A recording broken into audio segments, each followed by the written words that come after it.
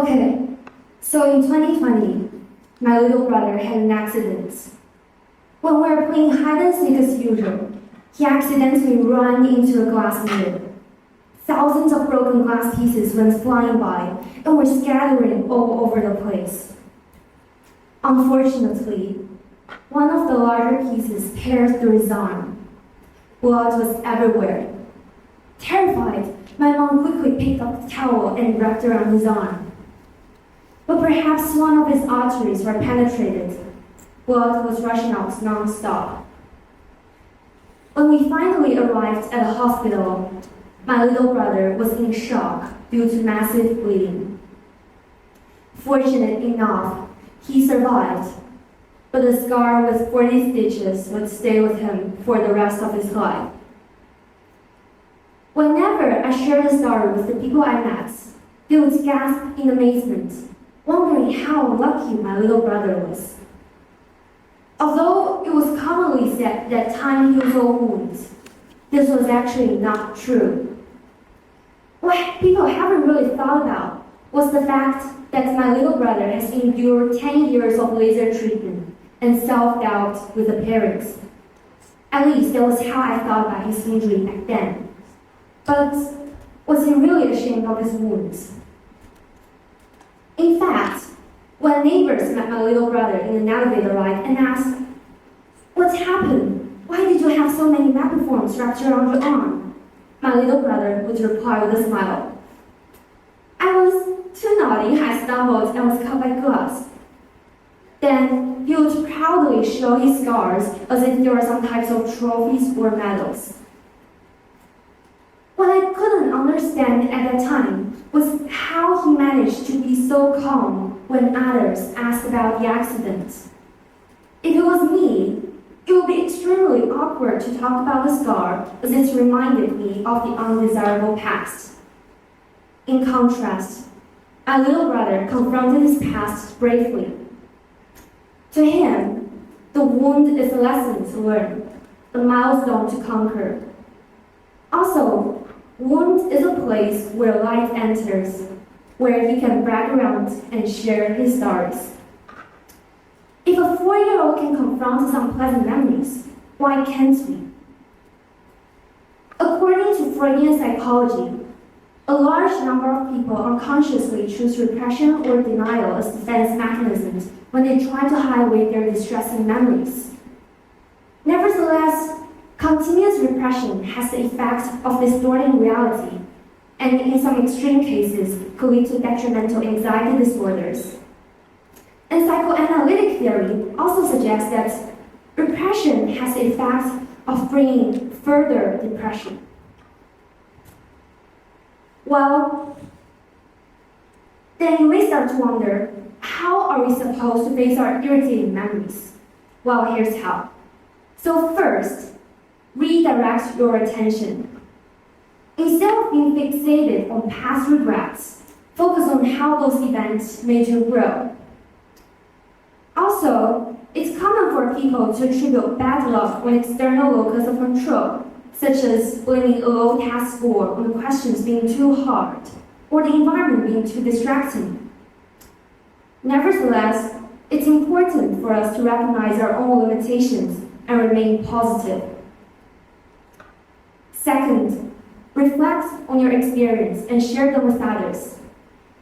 Just as how my little brother bragged about his injury, we can also share our stories with the people we trust. If you are too embarrassed to share, then just jot it down. Third, realize that you are someone worthy of love and praise. Psychologist Carl Rogers coined the term unconditional positive regard, which means to express empathy, support, and acceptance to others regardless of who they are. If we can apply this practice to others, why can't we regard ourselves in this way as well? Fourth, remember the mistakes. Despite that quote, we learn nothing in history except that we learn nothing in history. We should always try to recognize and prevent making the same mistakes over and over. Fifth, rebound and be resilient. There's a quote that I really like from When Breath Becomes Air, written by a Stanford neurosurgeon diagnosed with terminal lung cancer. He says, "We can't ever reach perfection, but we can always try to believe in an asymptote toward which we're ceaselessly striving." And together, I call these 5 suggestions as the 5 R's, and I've been trying to apply them in my life as well. So last year, economy started to rebound. Seeing this, I decided to take a leap in faith and put some money into stock. With little knowledge about the stock market, which I mostly learned from my parents and from reading, I poured most of my pocket money into a stock owned by a Chinese medicine firm. Well, unfortunately, most of my money went into nothing. Instead of falling into the repression stage and avoiding anything related to stock during family dinner, I decided to bring up the topic and find where my misjudgments were. Then, I tried to apply the 5 R's method. First, I redirected my attention into more important matter, including the time for me to withdraw money from the stock market. Then, I wrote a whole page of reflection about why novice shouldn't enroll in stock, and funnily enough, how curiosity kills the cat. I even joked about my failures during family trips. From sharing and reflecting, I started to understand that my impulsive act wasn't a total failure. At least, I learned something. Most importantly, I felt loved and accepted, and I quickly rebounded from the distressing memory. In fact, there is a specific term called the adversity quotient, which measures a person's ability to deal with adversities in life. I believe most of you are probably more familiar with IQ or EQ, but AQ, the adversity quotient, is equally important. A person with high adversity quotient is more likely to achieve first-rate accomplishments, creativity, and productivity. Also, people who are more resilient are more likely to enjoy a happier and healthier life. The term adversity quotient was first mentioned by Paul Stokes in 1997 in his pioneering book, Adversity Quotient: Turning Obstacles into Opportunities. In his book, he famously says that turn lemons into lemonade. Choose to see opportunities behind adversity. He also mentions that adversity has the effect of eliciting talents that in prosperous circumstances would have lain dormant. In reflection, there have been some situations in my life where my most creative thoughts were produced under stressful circumstances. Last December, I was preparing for a college admission interview for Princeton, and on my application material, I specifically mentioned my interest in designing solar lamps using a software called CAD.